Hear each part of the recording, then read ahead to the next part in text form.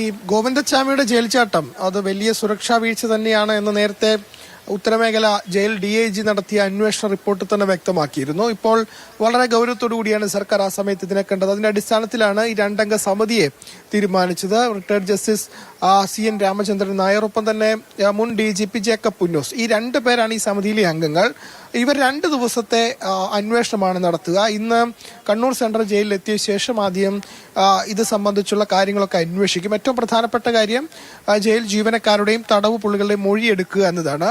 നേരത്തെ jail DIG തയ്യാറാക്കിയ റിപ്പോർട്ടിൽ വ്യക്തമാക്കുന്നത് ഗോവിന്ദച്ചാമിക്ക് ജയിലിനുള്ളിൽ നിന്നും പുറത്തു നിന്നും യാതൊരു തരത്തിലുള്ള സഹായവും ലഭിച്ചിട്ടില്ല എന്നതാണ്. അതിനപ്പുറത്തേക്ക് മറ്റെന്തെങ്കിലും കാര്യങ്ങളുണ്ടോ തുടങ്ങിയ കാര്യങ്ങളിലൊക്കെ തന്നെ അന്വേഷണ വിധേയമാക്കും.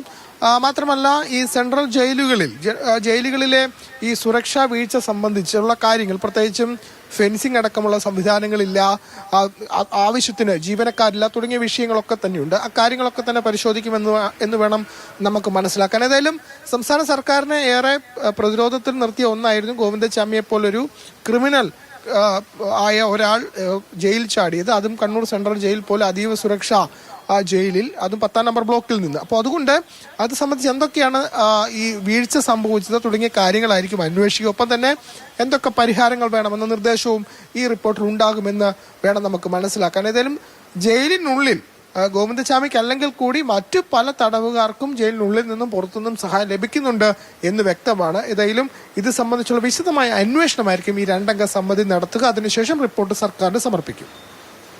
ശരി.